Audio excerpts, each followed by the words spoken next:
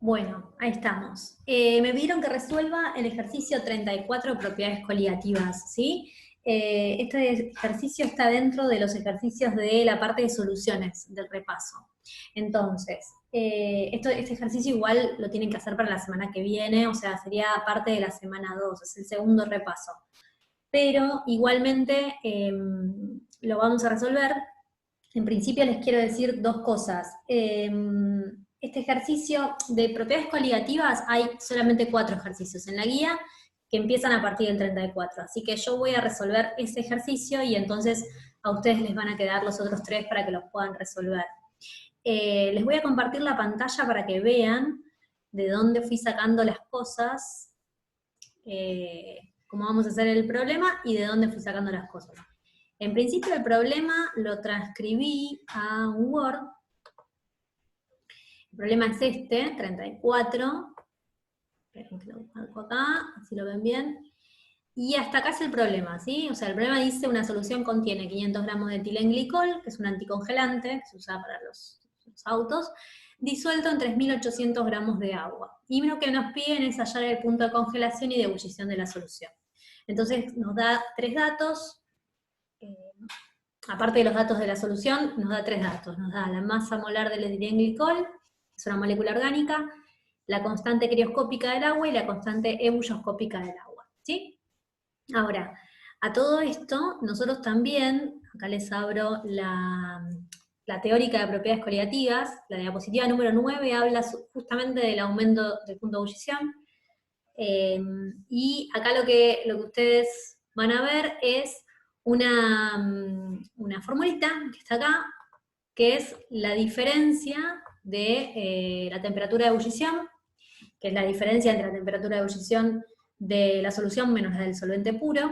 Y fíjense, acá está la fórmula para poder sacar esa temperatura de ebullición, la diferencia de la temperatura de ebullición de la solución, diferencia que hay entre la solución y el solvente. Y por otro lado, en la diapositiva que sigue, la diapositiva número 10, tenemos lo mismo para el punto de fusión o la temperatura de congelamiento. Entonces, fíjense que la fórmula es muy, pero muy parecida, lo único que cambia es que la constante, en vez de ser ebulloscópica, es crioscópica, y algo que ambas fórmulas usan, tanto esta como la anterior, es la concentración de la solución en molaridad, ¿sí? O sea, moles de soluto por kilogramo de solvente. Entonces, vengo de vuelta a la hoja donde tengo el problema, y entonces lo que necesito sí o sí calcular previamente para poder empezar a resolver este problema es la concentración de esta solución en molaridad. Para poder calcular eso, es esto que está escrito acá, en este renglón, se los voy a pintar, así lo ven bien. Entonces, fíjense que lo que hice ahí fue colocar en la parte de arriba de la división el número de moles de etilenglicol. ¿Cómo hago esa cuenta? La masa dividido la masa molar. Fíjense que 500 dividido 62, cuando cancelan las unidades, la unidad que queda arriba es mol, los moles de soluto. Y abajo puse los kilogramos de solvente, el solvente es agua, ¿sí? Puse 3,8 porque son 3.800 gramos. Bueno, hago esa cuenta y la cuenta me da 2,12. Eso significa que hay 2,12 moles de etilenglicol por cada kilogramo de agua. Entonces ahora voy a calcular la diferencia de temperatura de ebullición. Para hacer esto, lo que es este primer renglón, que se lo pinto acá, para hacer esto, la fórmula que usé fue constante ebulloscópica por la molaridad. Fíjense las unidades que usé, entonces la unidad de molal con molal se va, queda en grados centígrados, ¿sí? 0,53 por 2,12 me da 1,12. Ahora bien, ese 1,12 es la diferencia de temperatura de ebullición. Ustedes saben que la temperatura de ebullición del agua pura es de 100 grados. Por lo tanto, 1,12 no puede ser la temperatura de ebullición del agua, o de la solución que tiene agua.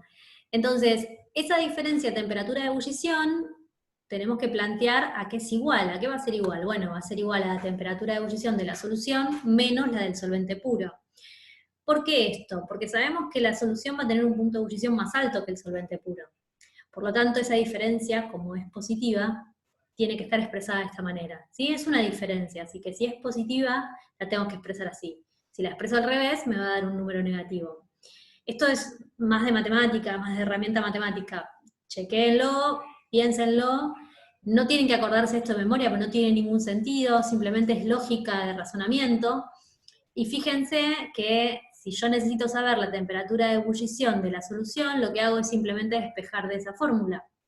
Paso la temperatura de ebullición del solvente puro para el otro lado sumando, y entonces ahí me queda, reemplazando los valores, 1,12 más 100 me da 101,12 grados. O sea que esa solución va a ebullir a 101,12 grados.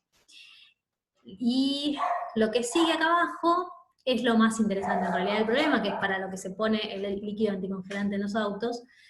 Fíjense lo que la fórmula para la diferencia de temperatura de congelamiento es análoga a la de ascenso bulloscópico, nada más que ahora usamos la constante crioscópica o la constante de congelamiento.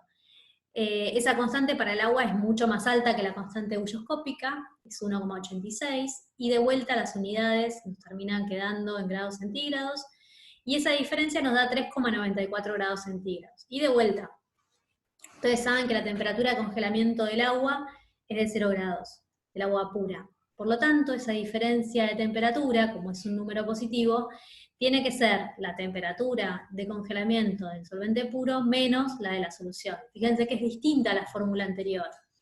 ¿Por qué es distinta? Porque la temperatura de congelamiento de la solución es más baja que la temperatura de congelamiento del agua pura. Entonces, de la única manera de que esta cuenta me dé positiva es hacerla de esta forma. Si la hago al revés, la cuenta me da negativa, el resultado me da negativo.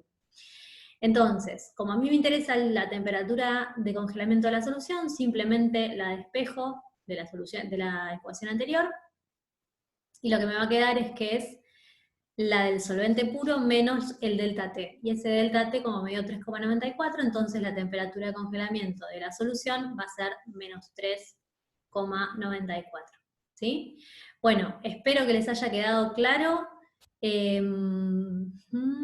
Espero que les haya quedado claro el ejercicio 34. El resto se realiza muy, muy parecido. Recuerden que dentro de lo que es propiedades coligativas, la verdad es que no hay muchas ecuaciones, simplemente tienen que tener en claro por qué sube la temperatura de ebullición y por qué baja la temperatura de congelamiento, y eso tiene que ver con la presión de vapor.